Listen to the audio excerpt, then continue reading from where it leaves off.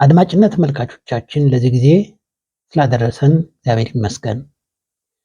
ጊዮን በኢትዮጵያውያን ሊቃውንት አቀራረብ እንዴት ገልጸውታል? አስቻለው ከበደ በ1995 ዓ.ም እንደገለጹት ገነትን ያጠጣል ተብሎ በቅዱስ መጽሐፍ የተጻፈለት ጊዮን ወይም አባይ የሚገኘው በኢትዮጵያ ነው።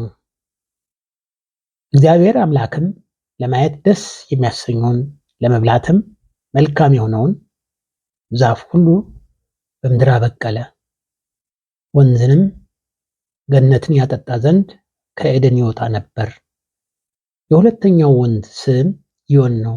እርሱም የኢትዮጵያን ምድር ሁሉ ይከባል። ኦሪት ዘፍጥረት ምዕራፍ 2 ቁጥር 9-13 የተገለጸ ሐሳብ ነው። ጊዮን ወይም አባይ ከጎጃም ሰከላ ወረዳ ግሽ ተራራ ምንጭ ተነስቶ ወደ ጣና ሐይቅ ገብቶ የራሱ መንገድ ይዞ ጣና ሐይቅን ውሃ እየቀዘፈ የሚያልፈው የአባይ ወንዝ ገነትን ያጠጣል። በአዲስ ታይምስ ልዩ እትም ቅጽ 1 ቁጥር 9 ላይ እንዲሁ ህዳር 2005 ዓ.ም ስለ አባይ ወንዝ መነሻ እንደተገለጸው ታላቁ አባይ መነሻው ከጣና ሐይቅ በስተደቡብ 167 ኪሎ ሜትር ርቀት ላይ ከሚገኘው ግሽ ተራራ ስር ያለች የጠበል ምንጭ ናት። ግሽ አባይ ምንጭ የሚባል ሲሆን በምዕራብ ጎጃም ሰከላ ወረዳ ውስጥ ይገኛል። ሊቀ ሕሩያን ተግባሩ አዳነ 2006 ዓ.ም ስለ ግሽ አባይ እንዲህ ሲሉ ገልጸውታል። አባይ ከምዕራብ ጎጃም ዞን ሰከላ ወረዳ ግሽ አባይ ቅዱስ ሚካኤል እና አቡነ ዘራ ቡሩክ ቤተክርስቲያን አጠገብ መንጭቶ ወደ ሰሜን አቅጣጫ በመጓዝ በጎጃምና በጎንደር ድንበር ላይ በሚገኘው ቅዱስ የጣና ሐይቅ ይገባል። ከገባም በኋላ እንደ መርከብ በሐይቁ ላይ እየተንሳፈፈ የውሃነቱን መልክ ከሐይቁ ውሃ ለይቶ ይወጣል። እንዲሁም መሪጌታ ይትባረክ ገሰሰ መራ 1986 ዓ.ም እንደገለጹት አባይ በጎጃም ውስጥ ግሽ አባይ ወይም ሮብ ጽዮን ከሚባለው የሰከላ ክልል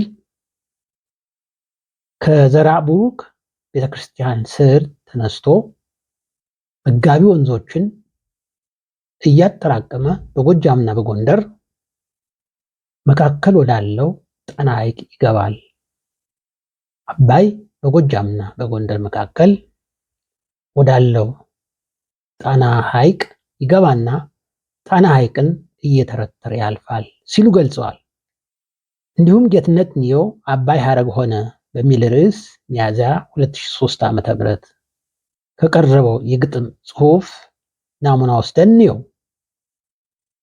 የተወሰደው ሐሳቡን ብቻ ነው። ለምሳሌ አምሳለ ገነት ምድር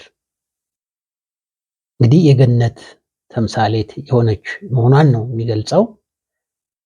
ከዚህም ተጨማሪ ከጦቢያው ተራሮች ማህፀን የፈለቀ መሆኑን ወይም የመነጨ መሆኑን የሚያሳይ ግጥም ነው ያቀረቡት። ሙሉ ግጥሙን ሳይሆን ሐሳቡን ከዚያ ውስጥ ነው የተወሰደው።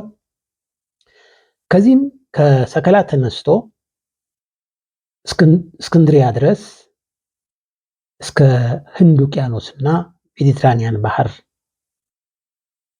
መድረሱን ውብ በሆነ አንደበትና ግጥማቸው ገልጸውታል። የተለያዩ ሊቃውንት ስራ ለምን ማቅረብ አስፈለገ የሚል ጥያቄ ሊነሳ ይችላል። ዋናው ዓላማ የኢትዮጵያውያን ሊቃውንት የጊዮን ወይም አባይ ወንዝ መነሻ ሰከላ ግሽ ተራራ ስር የሚመነጭ መሆኑን ለማረጋገጥ ነው። ስለሆነም በሊቃውንት በተሰጠው ሐሳብ መሰረት የጊዮን ወይም አባይ ወንዝ መነሻ ሰከላ ግሽ ተራራ ስር መሆኑን እውነት ነው። ስለሆነም የመልክዓ ምድር ወይም የጂኦግራፊ ሊቃውንት በጉዳዩ ትኩረት በማድረግ የጊዮን ወይም የአባይ ወንዝ መነሻ ጣና ሐይቅ ሳይሆን ግሽ ተራራ ስር ሰከላ መሆኑን ካርታ ማዘጋጀት ተገቢ መሆኑን መረዳትና ካርታ ማዘጋጀት ይገባናል። መምህርና ደራሲ ነጋ ገረሙ ታምራት ነኝ። ለዛሬ አበቃን። መልካም ሳምንት